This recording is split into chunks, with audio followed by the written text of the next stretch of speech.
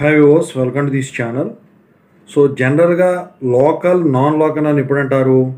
ఇప్పుడు ఒక స్టేట్లో మీరు చిన్నప్పటి నుంచి చదువుకుంటున్నారు.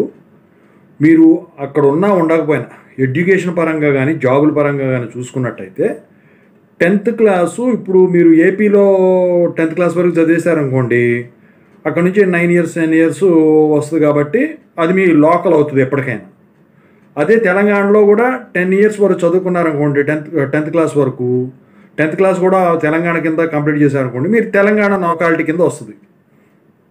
ఇప్పుడు మీరు తెలంగాణలో 10th క్లాస్ వరకు చదివి ఏపీలో జాబులు ట్రై చేయాలంటే మీరు నాన్ లోకల్ కింద వస్తారు. ఏపీలో 10th క్లాస్ వరకు చదివి తెలంగాణలో జాబులు ట్రై చేయాలన్నా అడ్మిషన్స్ సీటు ఎంటెక్ బీటెక్ ఇంకేదైనా కానీ వేరే ట్రై చేయాలంటే అవి నాన్ లోకల్ కింద వస్తాయి. మీకు లొకాలిటీ ఎక్కడ ఉంటుంది? మీరు 10th క్లాస్ ఎక్కడైతే చదివారో అక్కడ లొకాలిటీ అడ్మిషన్స్ పరంగా అంటే సీట్ పరంగా కానివ్వండి, బీటెక్ అయినా ఏదైనా కానివ్వండి, జాబ్ పరంగా గవర్నమెంట్ జాబ్ ప్రైవేట్ కాదు లోకల్ కింద వస్తుంది అనమాట. ఎక్కడ 10th క్లాస్ వరకు అక్కడ జరిగింది. అయితే ఇప్పుడు తెలంగాణలో ఒక నాన్ లొకాలిటీ ఇష్యూ ఒకటి జరుగుతూ ఉన్నదన్నమాట. మరి స్టూడెంట్స్ని అది ఎఫెక్ట్ చేస్తే ఏపీలో కూడా అది ఇంప్లిమెంట్ అవుతుంది. దీని గురించి ఇప్పుడు అడుగుతున్నారు స్టూడెంట్స్, దాని గురించి చెప్పదలిచాను. ముందుగా అయితే ఇంతవరకు ఈ ఛానల్ సబ్స్క్రైబ్ చేసుకుని వాడు ఎవరు ఉంటే సబ్స్క్రైబ్ చేసుకుని ఈ వీడియోని లైక్ చేసి షేర్ చేయండి. మీకు ఏమైనా డౌట్స్ ఉన్నట్టయితే కాల్ మీ 4 ద్వారా కాల్ చేయండి. తెలుగు ఇంజనీరింగ్ ఎడ్యుకేషన్ టెలిగ్రామ్ ఛానల్లో జాయిన్ అవ్వండి. ఇక టాపిక్లో వెళితే ఏంట్రా నాయన అంటే, ఇప్పుడు జనరల్గా చెప్పాను, ఇందాక చెప్పాను చూసారా, ఆ రూల్ ప్రకారం లోకల్ నాన్ లోకల్ క్యాండిడేట్స్ కింద డివైడ్ చేస్తారు.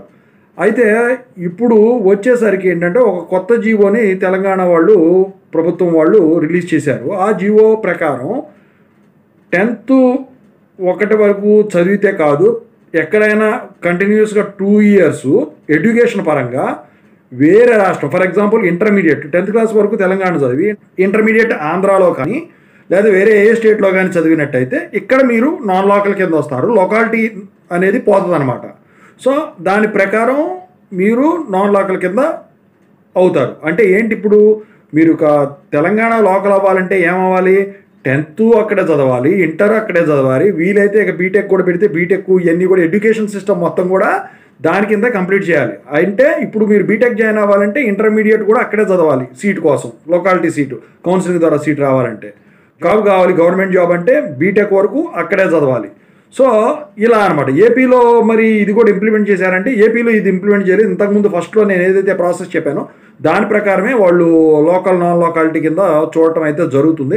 మరి ఫ్యూచర్లో మారుస్తారంటే మాత్రం అలాంటిది ఏమీ జరిగేదానికి ఛాన్స్ లేదు. ప్రస్తుతానికైతే ఈ ఇష్యూ గురించి వాళ్ళు కోర్టులకి వాటికి ఎక్కడం అయితే జరిగిందనమాట. మరి వాళ్ళ డిసిషన్ వాళ్ళు చెప్పడం అయితే జరిగింది. ఇదంతా వచ్చేసరికి ఇప్పుడు ఈ మెడిసిన్ సీట్ల మీద పడ్డాయండి ఇవన్నీ కూడా. మరి మెడిసిన్ ఒకటే కాదు, చదువు కాదు కదా, ఇంజనీరింగ్ ఇవన్నీ ఉంటాయి కాబట్టి మరి వాటి కింద కూడా ఏమన్నా కన్సిడర్ చేస్తారు. అంటే ఇప్పుడు మీరు 10th క్లాస్ వరకు ఒక చోట చదివి ఇంటర్ వేరే చోట చదివారనుకోండి, వేరే స్టేట్లో ఈ రూల్కి అనుకుంది అనుకోండి, ఇక మీకు కౌన్సిలింగ్లో సీట్ ఉండదు.